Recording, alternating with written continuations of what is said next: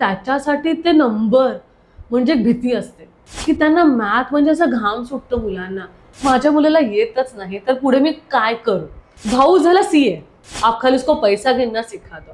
After Covid तोच बच्चू गेला first स्टँडर्डला. फक्त आणि फक्त गव्हर्नमेंट हॉस्पिटलमध्ये हे सर्टिफिकेशन केलं जातं. नमस्कार, मुंबई आउटलुकमध्ये आपलं स्वागत आहे. मुंबई आउटलुकमध्ये आपण बरेच वेळेस मानसिक आरोग्य ह्या विषयावरती आपण जागरूकता निर्माण करण्याचे भरपूर प्रयत्न केले आहेत. आपण लहान मुलांकडे आपले उमेद म्हणून बघत आलो आहेत बऱ्याच वर्षांपासून, पण त्यांचे केपेबिलिटीज, त्यांचे एबिलिटीज आणि त्यांना होणाऱ्या अडचणींबद्दल आपण एक छोटंसं डिस्कशन करूया. आणि त्यासाठी आपल्यासोबत आहे डॉक्टर रीना शिंदे. नमस्कार मॅम. नमस्कार. तुम्ही लर्निंग डिसेबिलिटीज या फील्डमध्ये किती वर्षापासून काम करत आहात? लर्निंग डिसेबिलिटी, ज्याला आपण मराठीमध्ये अध्ययन अक्षमता असं म्हणतो, तर या क्षेत्रामध्ये मी गेले 15 वर्ष कार्यरत आहेत. बऱ्यापैकी मुलं आमच्याकडे सेंटरमध्ये येतात तेव्हा त्यांच्या ज्या अभ्यासामधल्या स्पेसिफिकली ज्या अडचणी आहेत that we cater in our centre. Okay, तुमच्या सेंटरचं थोडं इंट्रोडक्शन आम्हाला देऊ शकता? येस, नक्की. चाइल्ड लर्निंग सेंटर आमच्या तशा 2 ऑर्गनायझेशन्स आहेत, चाइल्ड रिहॅबिलिटेशन सेंटर आणि child learning centre. So child rehab सेंटरमध्ये आम्ही अगदी जन्मलेल्या बाळासकट ते अराउंड 3 ते 4 वर्षाच्या मुलापर्यंत आम्ही त्या चाइल्ड डेव्हलपमेंट सेंटरमध्ये काम करतो. त्याच्यामध्ये आमची मल्टीडिसिप्लिनरी टीम काम करते, ज्याच्यामध्ये ऑक्युपेशनल थेरपिस्ट आहेत, क्लिनिकल सायकोलॉजिस्ट आहेत, त्याच्यानंतर स्पेशल एज्युकेटर्स आहेत, रेमेडियल एज्युकेटर्स आहेत, काही स्पीच ऑडिओलॉजिस्ट पण आहेत. सो तिथे आम्ही बेसिकली मुलांच्या डेव्हलपमेंटवरती काम करतो.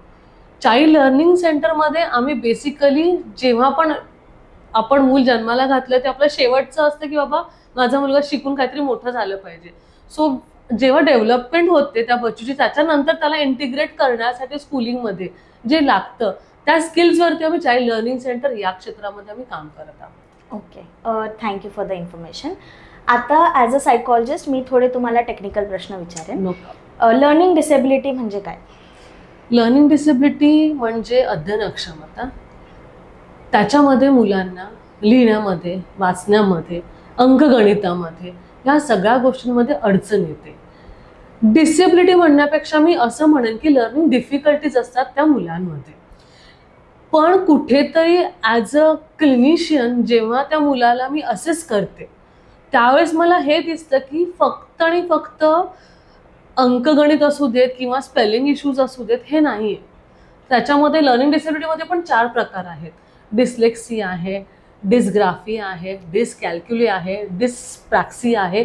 हे वेगळे वेगळे 4 प्रकार येतात लर्निंग डिसेबिलिटीमध्ये. ओके, सो तुम्ही जे हे 4 प्रकार सांगितले त्यांना तुम्ही थोडं इलॅबरेट आणि एक्सप्लेन करू शकता? नक्की.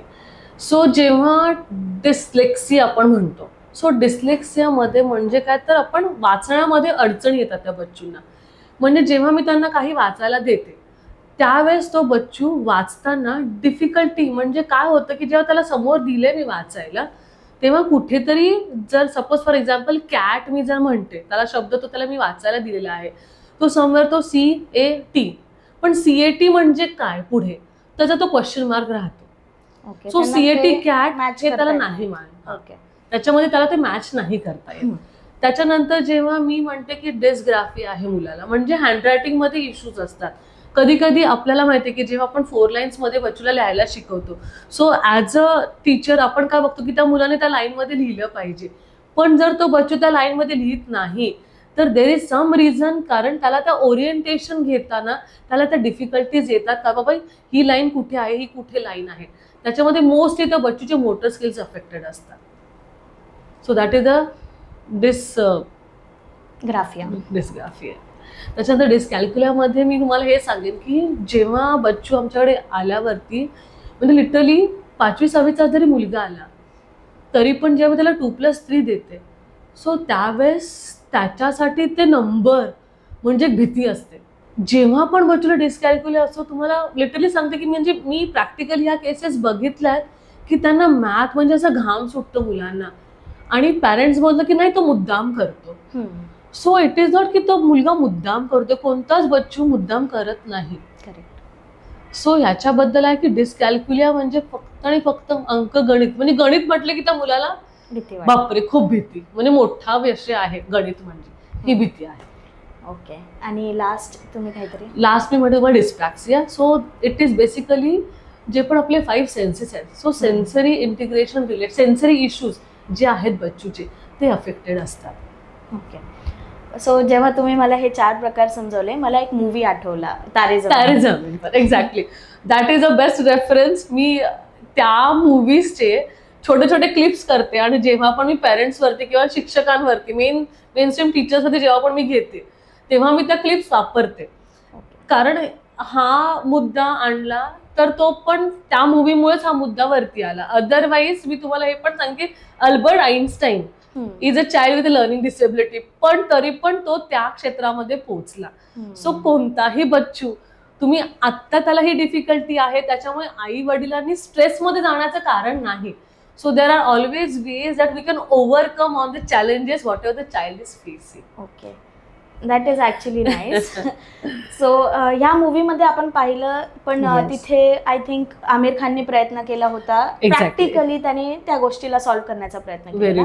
तुम्ही तुमच्या सेंटरमध्ये असे कोणते कोणते प्रकार किंवा जनरली अशा मुलांसोबत डील करण्यासाठी, त्यांना मोटिवेट करण्यासाठी, त्यांना इंटरेस्ट डेव्हलप करण्यासाठी तुम्ही काय प्रॅक्टिकल टेक्निक्स यूज करता त्याबद्दल थोडं सांगितलं? ओके, नक्की. आता जेव्हा पण पॅरेंट्स आमच्याकडे येतात, प्रत्येक आई वडील जेव्हा पण येतो तेव्हा बोलते की नाही माझा मुलगा एका ठिकाणी बसतच नाही मॅडम, सगळ्यात महत्त्वाचा मुद्दा. त्याच्यानंतर त्याच्या नोटबुक्स इनकम्प्लीट आहेत, त्याला बोर्डवरनं कॉपीज करता येत नाही, सगळ्या टीचर्स कंप्लेंट करतात. प्रत्येक वेळेस पीटीएमला गेल्यावरती आम्हाला ते बाकीचे पॅरेंट्स, बाकीचे मुलं हे करतात ते करतात पण माझ्या मुलाला येतच नाही, तर पुढे मी काय करू? सो त्याच्यानंतर सेंटरमध्ये आल्यावरती आम्ही सगळ्यात पहिले तर पॅरेंट्सकडनं त्याचे जे बच्चूचे चीफ कंप्लेंट्स आहेत ते घेतो. त्याच्यानंतर आम्ही त्याचं एक फॉर्मल इव्हॅल्युएशन करतो. जर बच्चू से फॉर एक्झाम्पल अराउंड एक 8वी पर्यंतचा बच्चू असेल, सो वी डू द एक टीचर्स मेड टेस्ट म्हणून आमचं टूल आहे which we use for screening of the issues of the child. Then we give them the behaviour आणि अकॅडमिक चेकलिस्ट देतो. त्याच्यानंतर if the child is more than say 8th grade then we do the formal testing. आम्ही diagnostic test of learning disability वापरतो, त्याला DTLD म्हणतात. अजून एक tool आहे from the government of India, that is called as GLAD, grade level assessment tool. So ह्या 2 psychological testing आणि आज पर आत्ताचे रिवाइज जे नॉर्म्स आहेत त्याच्या हिशोबाने NIMHANS battery is one of the tool. So आम्ही हे स्टँडर्डाइज टूल्स वापरतो. सो ड्युरिंग असेसमेंट जेव्हा मी त्या बच्चूला घेते तेव्हा मला मेजॉरिटी हे वाटतं, म्हणजे जेव्हा पण मी असेस करते ऑलमोस्ट अराउंड एक ऑन अन ॲव्हरेज म्हटलं 80% मुलांना वाचताना जास्तीत जास्त डिफिकल्टी येते. सो जेव्हा बच्चूला वाचताच येत नाही, सो आय कांट एक्सपेक्ट की त्या मुलाने लिहिलं पाहिजे.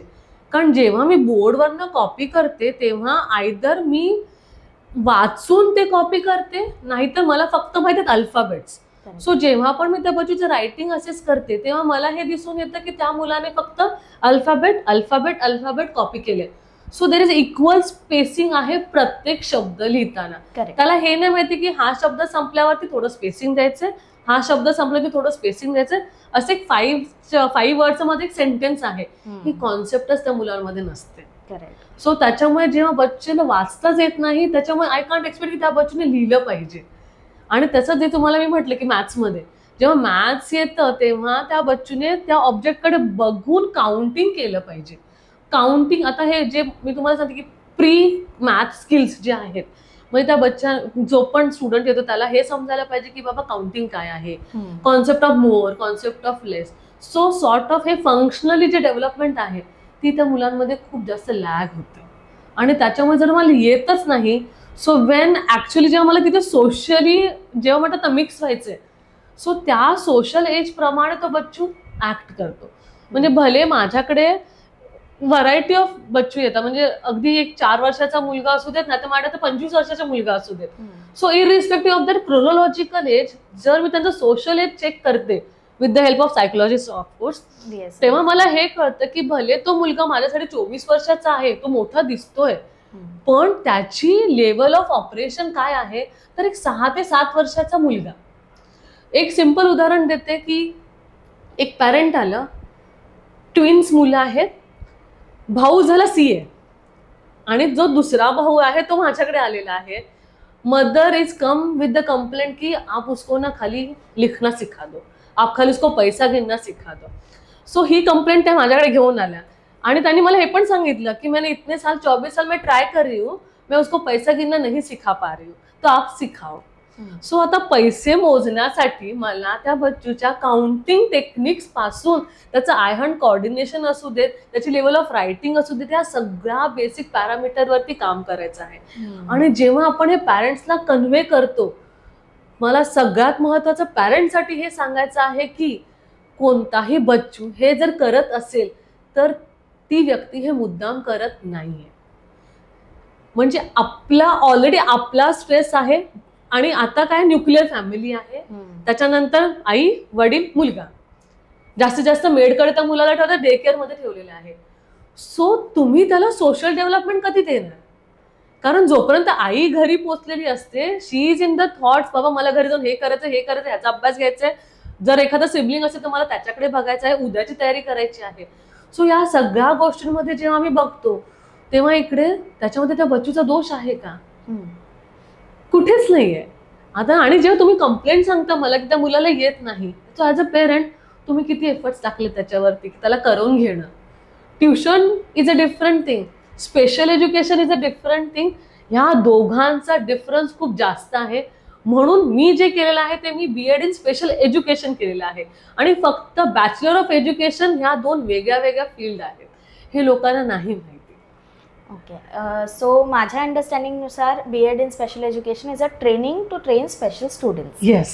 आणि BEd इन एज्युकेशन मतलब bachelors in education for mainstream teacher. So जर तुम्ही आता एवढे मल्टिपल गोष्टी सांगितल्या की प्रॅक्टिकली तुम्हाला स्क्रॅच पासून म्हणजे आय हँड कोऑर्डिनेशन पासून सुरू करावं लागतं, तर अशा तुमच्या ट्रेनिंगमध्ये असे काही चॅलेंजेस आहेत का जे तुम्ही फेस केलेत गेल्या 15 वर्षांपासून? चॅलेंजेस मी अशा पद्धतीने फेस केले जेव्हा बच्चूच्या रिडिंगवरती काम करते. ओके, जेव्हा रिडिंगवरती काम करते तेव्हा there are again of course technical words आहेत की there are 2 different approaches when you to teach the child. Phonological awareness is there and whole word approach is there.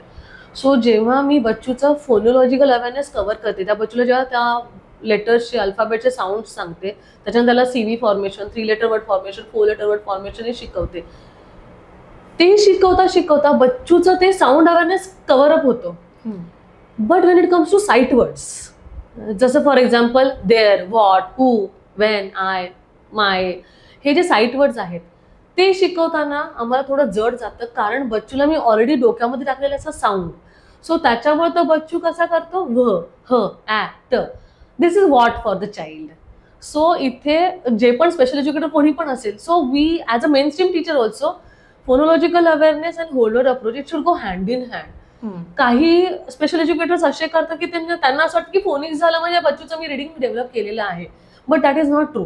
जेव्हा पण मी बच्चूचं फोनोलॉजिकल अवेअरनेस घेते, simultaneously I have to start with the sight word approach, तेव्हा त्या बच्चूचं reading parallelly develop होतं. Okay, आणि आता आमचे जे प्रेक्षक आहेत त्यांचे समजा त्यांच्या काही मुलांना असं थोडेफार प्रॉब्लेम्स होत असतील, तर युजली मेंटल हेल्थ इश्यूजमध्येही असं होतं की मला काही करावं असं वाटत नाही म्हणजे मला डिप्रेशन आहे. तसंच लहान मुलांना छोटे मोठे इश्यूज होत असतील तर शक्यतो because of the extra awareness जी आजकाल झाली आहे, त्यामुळे पेरेंट्स अज्युम करायला लागतात की माझ्या मुलामध्ये काहीतरी प्रॉब्लेम. बरोबर.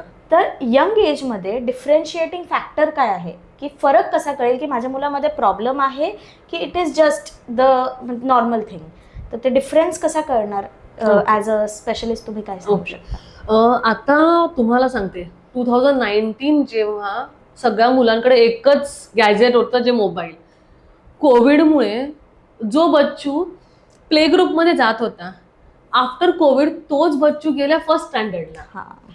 ओके, सगळ्यात महत्त्वाचा हा मुद्दा आहे. त्याच्यामुळे मी त्या बच्चूला डायरेक्टली लर्निंग डिसेबिलिटी हा लेबल देणार का? So no. करेक्ट, सगळ्यात महत्त्वाचा मुद्दा. आणि मी तुम्हाला हे पण सांगते की जरी बच्चू तो 10वीला जरी आहे, पण त्याचं जेव्हा तो बच्चू 7thला होता तेव्हा लॉकडाऊन झालेला आहे. 8वी 9वीचा करिक्युलम त्याने ऑनलाईन केलेला आहे आणि आपल्या स्वतःला सगळ्यांना माहिती आहे की जेव्हा आपण ऑनलाईन करत होतो एका मोबाईलमध्ये 4 जणांचे लेक्चर्स चालू होते. So it is a variation from crowd to crowd आणि सोशल इकॉनॉमिक स्टेटाच्या हिशोबाने सगळ्यांच्याच घरी लॅपटॉप नसतो, सगळ्यांच्या घरी कम्प्युटर नसतो. सध्याच्या आत्ताच्या पिढीच्या हिशोबाने सगळ्यांकडे मोबाईल हे गॅजेट तर नक्कीच आहे. सो त्याच्यामुळे हे तर मी हे म्हणेन की हे अयोग्य आहे की तुम्ही डायरेक्टली त्या बच्चूला लेबल करू नका. त्याच्यासाठी आपल्याला त्या बच्चूची लेवल चेक करणं खूप गरजेचं आहे. आणि ॲज अ पॅरेंट सगळ्यात पहिले तर मी ॲज अ मदर मी स्वतः त्या माझ्या मुलाला लेवल चेक करेन की तो बच्चू माझा वाचतोय आणि लिहितोय का, गणित सॉल्व्ह करताना तो गिव्हअप करतोय का, त्याच्या ज्या मॅथ्ससाठी पण ज्या त्याच्या प्री मॅथ स्किल्स आहेत त्या डेव्हलप आहेत का, हे सगळे पॅरामीटर्स मी आधी चेक करेन. आणि जर खरंच त्याला अडचणी आहेत then I will approach to any professional in the field.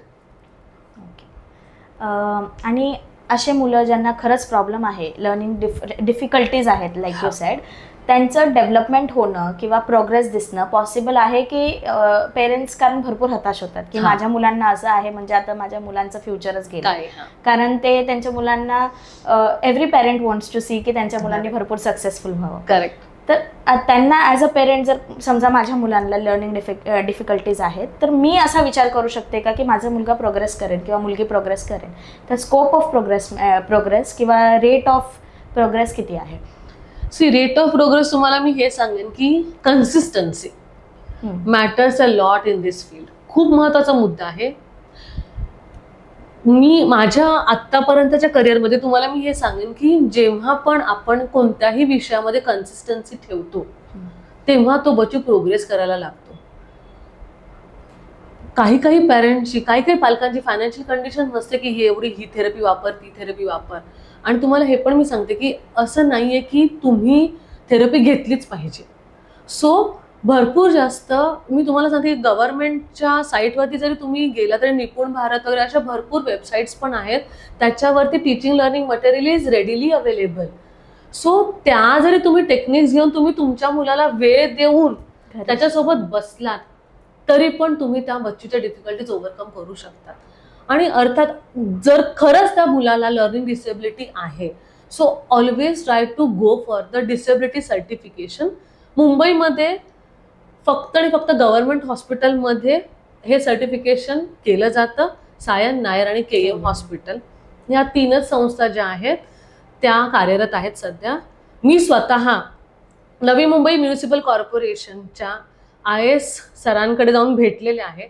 माझं प्रोजेक्ट प्रपोजल मी त्यांना दिलेलं आहे की जर तुम्ही आम्हाला नवी मुंबई म्युनिसिपल कॉर्पोरेशन वेगळं मानता, BMC वेगळं मानता, तर आमच्या मुलाने all the way Navi Mumbai पासून BMCच्या हॉस्पिटलमध्ये काय यावं सर्टिफिकेशनला. जेव्हा आपण आता नवी मुंबईचे एअरपोर्ट इंटरनॅशनल एअरपोर्ट पण आपण करत आहोत, तर मग आमच्या मुलांसाठी आम्हाला नवी मुंबईमध्ये तुम्ही अशी सुविधा द्या की जिथे माझ्या मुलांना NMMCच्या मुलांना इथेच सर्टिफिकेशनची प्रोसेस होऊ देत. हे प्रपोजल मी गव्हर्नमेंटमध्ये ऑलरेडी दिलेलं आहे आणि या मे बी आउटलुकच्या चॅनल मार्फत हे जरा सध्या म्हणतात एकदम असं म्हणतात अप्पर हँड ऑन टेबल येऊ देत ही मी आउटलुकच्या चॅनलला विनंती करेन. कारण त्याच्यामुळे आमची ऑलमोस्ट एवढा क्राऊड आहे लर्निंग डिसेबिलिटीच्या मुलांचा की त्यांना ऑल द वे तिकडे, आणि it is not a small process, it takes around 9 to 10 months. आणि त्या पॅरेंटला स्वतःचे कमर्शियल्स मॅनेज करून त्या मुलांचं सर्टिफिकेशन करणं is a task for them. त्याच्यामुळे मी आउटलुक चॅनलला मी रिक्वेस्ट करेन की तुम्ही नक्कीच हा मुद्दा वरती आणा की जेणेकरून आपल्या नवी मुंबईच्या मुलांचं कल्याण आपल्या नवी मुंबईमध्येच होऊ देत. नाही, वी होप की तुम्ही जे म्हणालात ते वर्कआउट व्हावं, कारण इट इज ट्रू, कारण 3च हॉस्पिटल्स आहेत मुंबईमध्ये आणि ते पण किती करणार असं व्हावं. आणि तुमचं जर हे प्रपोजल वर्कआउट झालं तर बहुतेक पनवेल महानगरपालिकेत पण होऊ शकतं. चांगली गोष्ट होईल ती. अच्छा, तुम्ही जे आता मला सांगितलं की पॉसिबल आहे, इनफॅक्ट घरी सुद्धा आपण हे डेव्हलपमेंट करू शकतो. एक्झॅक्टली. तर आता तुमच्या एवढ्या वर्षांच्या अनुभवामध्ये एखादी अशी युनिक केस की ज्याने तुम्ही सरप्राईज झालात, असे काही एक्सपिरियन्सेस तुम्ही शेअर करू शकता? नक्कीच. आमच्याकडे 1-2 वर्षापूर्वी एक बच्चू आलेला, आई वडील आलेले 10th स्टँडर्ड मधनं मुलाला घेऊन. 10th स्टँडर्ड त्याचा मी क्लिअर करवला. त्याच्यानंतर त्या मुलाची इच्छा होती की त्याला सायन्स करायचं. सो माझ्यासाठी टास्क होतं की त्याची 12वी क्लिअर करणं. वैभव त्या बच्चूचं नाव आहे अजून पण, because he is very close to me. कारण मी त्याला असं बसून त्याला मी तेव्हा 12वी जेव्हा ती क्रॉस झाली आणि he got 70%. So that was a big achievement for म्हणजे ऑल आमची टीमसाठी, कारण without them I can't cater एवढे सारे बच्चूंना. So he is one of the case. आणि नाव ही इज डुईंग, त्याचे इंजिनिअरिंगला गेलेला आहे तो. म्हणजे तो त्याने एवढं ओव्हरकम केलं, बिंग अ डिस्लेक्सिया चाइल्ड, त्याने एवढा पर्यंत त्याने ओव्हरकम केलं. अजून एक मुलगा आहे तुम्हाला सांगते, एरिल चतुर्वेदी. इवन त्याची पण mummy, she is very close to me. नाव he is in US doing architecture. So असं अजिबात नाहीये की आपण आपल्या मुलांना अंडर कॉन्फिडंट ठेवतो. ही ऍज अ पालक आपण चुका करतो, पण आपल्याला नाही माहिती की जेव्हा देव काहीतरी डिसेबिलिटी देतो ना, डिफिकल्टी देतो, त्याच्यामध्ये त्याला ती सुपर पॉवर दुसरी दिलेली असते. सो प्रत्येक बच्चू आपलं कर्म घेऊन गेलेला असतो. फक्त ते कुठे आयडेंटिफाय करायचं हा खरोखर पॅरेंटचा कन्सर्न आहे. आणि ते पॅरेंटने, म्हणजे पालक हा एवढा महत्वाचा घटक आहे सध्याच्यासाठी. आणि त्या जे पॅरेंट आहे ना, पॅरेंट त्या मुलांना अपॉर्च्युनिटीज तुम्ही द्या, हे तुम्हाला मी सांगेन पॅरेंटसाठी. कारण आपण काय करतो, मुलाला फक्त डिक्टेट करतो.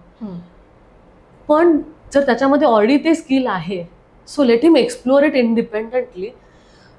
तो मुलगा खड्ड्यात पडायच्याच आधी त्याला सांगू नका की तिथे खड्डा आहे. Let him fail. त्या फेल्युअर मधून तो शिकणार आहे. सो हे एक महत्वाचं मी पालकांना सांगेन की माझा बच्चू जर फेल जरी होतोय तरी पण त्याला ते फेल्युअर त्याच्या समोर आणू नका. So you act just as a support की बाबा हा ठीक आहे, पडलाच नाही, इट्स ओके, काय होणार जास्तीत जास्त. आपण काय करतो, 10 स्पेलिंग्स मी डिक्टेशन दिलंय, भरपूर जास्त आयांसाठी मी सांगेन, अरे 10 मधले तुझे 8 चुकले, पण तुम्ही हे बघा ना त्याने 2 बरोबर लिहिलेले आहेत. करेक्ट. हा मुद्दा किती महत्वाचा आहे, तिकडे आपण मिस्टेक करतो. त्याच्यामुळे आपण आपल्या मुलांना अंडर कॉन्फिडंट बनवतो. पुढच्या वेळेस बच्चू बसणारच नाही तुमच्याकडे, कारण तुम्ही काय करता, माझी चुकाच काढताय, मी तुमच्याकडे का बसू. So positive reinforcement, one of the ABA approach, very important. That applied behaviour अनालिसिसचा अप्रोच तुम्हाला माहितीच असेल. So more and more you give positive reinforcement for that child, the child can do wonders in the life. आपण एम्प्लॉईजला positive reinforcement देतो. Exactly. Star of the week, star of the month. मुलांना एक star दिला तर काय फरक, काहीच फरक नाही पडत, but they will take it very positive. हा, आणि त्यांच्यासाठी तो स्टार खरोखर मॅटर, खूप महत्वाचा आहे. अरे यार क्या स्टार लेके क्या करूंगा, क्या करूंगा. सो अपार्ट फ्रॉम ह्या 2 ऍडवाइसेस, असे काही मेजर ऍडवाइसेस तुमच्याकडे आहेत का जे तुम्ही पेरेंट्सला देतात? कारण primary care givers, not just parents, होऊ शकतात आजकालच्या जमान्यात पेरेंट्सच्या व्यतिरिक्त केअरटेकर्स, परत कधी कधी आजी आजोबा, हे आपले प्रायमरी केअर गिव्हर्स असतात. तर ह्यांच्यासाठी काही तुमच्याकडे ऍडवाइस असेल तर? आजी आजोबा सगळ्यात अगदी महत्वाचा घटक आहे. सो त्यासाठी मी तुम्हाला हे सांगेन की मेजॉरिटी जे पण पॅरेंट्स येतात, मोस्टली मी हे बघितलं की भले मराठी लोकांमध्ये नसेल पण Gujarati family, Sindhi family, Christian families, ह्या सगळेजणांना जॉईंट फॅमिली कल्चर फॉलो करतात. सो आता इथे कसं होतं, जेव्हा आई वडील केटर करतात त्या बच्चूला, त्याच्यासोबत बॅकग्राऊंडमध्ये आजी आजोबा बसलेत. Okay. So as a mother she is struggling with the child. आजी आजोबा काय म्हणतात, अरे ठीक है ना, उसका भी पापा ना लेट बोलने लगा था तो वो भी बोलने लगेगा. मदर इज स्ट्रगलिंग, कारण मम्मीला समजते की, कारण ती जेव्हा कॉर्पोरेट वर्ल्डमध्ये जाते तिथे तिचे पण फ्रेंड सर्कल आहे, ते लोक सांगत असतात तिला. So when the mother is struggling, as a grandfather and grandmother, त्या दोघांनी हे महत्वाचं कुटुंबाचं म्हणतात ना आधारस्तंभ आहेत, त्यांनी त्या आईला सपोर्ट करायला पाहिजे. आणि there should be only one boss of the house. जेव्हा मल्टिपल ओपिनियन्स येतात, child goes into the manipulation behaviour. It's very very important to understand की बाबा जर वडील तिकडे आहेत निर्णय घेणारे, so mother should support that father, grandfather should support father, grandmother should support father, even the elder sibling should support the father, and there should be only one decision maker in the family. जर तुम्ही भरपूर जण decisions वाले आहात तर तो बच्चू बघतो ह्याच्याकडनं मिळते, त्याच्याकडनं मिळते, इकडून मिळते, तिकडून मिळते. सो ऑटोमॅटिकली तो बच्चू बाहेर काय करून येईल, but he will not come and share it with you की मम्मी आज माझं असं असं झालं. So be a good listener when it comes to your own child, and there should be only one authority in the family. When it comes to that child only. बाकीचं तुम्ही काही करा. हा, म्हणजे तुम्ही मे बी मुलाच्या ऍब्सेन्स मध्ये as a discussion करू शकता, ते करा, बट मुलाच्या समोर नाही, ऍज अ सिंगल पर्सन पुढे या. आणि त्या मुलाच्या समोर त्याच्या चुका कधीच काढू नका. then the child becomes low confident, and that is actually we have proven these facts. Research Yes. Okay. तुम्ही भरपूर इन्फॉर्मेशन दिली. असं काही ॲडिशनल आहे की जे तुम्हाला आपल्या प्रेक्षकांना सांगायचं आहे? प्रेक्षकांना मी एकच विनंती करेन की फक्त एक लक्षात ठेवा, जर कोणत्याही मुलाला लर्निंग डिसेबिलिटी असेल तर लवकरात लवकर निदान हे होणं फार गरजेचं आहे. डॉक्टर शॉपिंग करू नका. तुम्हाला जिकडे जायचं आहे तिकडे जावा, पण त्या व्यक्तीवरती विश्वास ठेवा. कोणताही professional related to any field असू देत, पण तो तुमच्या मुलाचं भलं करण्यासाठी तिथे बसलाय. मी माझ्या बॅकग्राऊंडला सांगते की मी माझी PhD डिग्री केमिस्ट्रीची सोडून मी या फील्डमध्ये आली आहे, कारण देर आर चॅलेंजेस आणि I love to cater the challenges. त्याच्यामुळे तुम्ही कोणत्याही प्रोफेशनलकडे जावा, पण त्या प्रोफेशनलवरती तुम्ही तेवढा विश्वास ठेवा, हेच मी पॅरेंट्सला सांगेन. आणि consistency for the child development is must. तुम्ही इकडून तिकडून तिकडून करेपर्यंत तुम्ही हे नाही बघत की त्या डेव्हलपमेंटची जी जो टाइम आहे ना तो निघून चाललाय. त्या मुलाला समजत नाही की त्याच्यासोबत काय होतंय, पण पॅरेंटला माहिती आहे की मी त्या मुलाची किती शॉपिंग करते, डॉक्टर शॉपिंग करते. सो असं न करता एकाच ठिकाणी जावा, पण ती कन्सिस्टन्सी ठेवा. You will see development is a slow process. जसं झाड बी टाकलं ती लगेच आपल्याला फळ मिळत नाही. So development will come over the period. That is the what is the I can say tagline, development is over the period, it happens. Okay. Thank you so much. Thank you so much. Ma'am, तुम्ही खूप माहिती दिली आम्हाला. Thank you so much.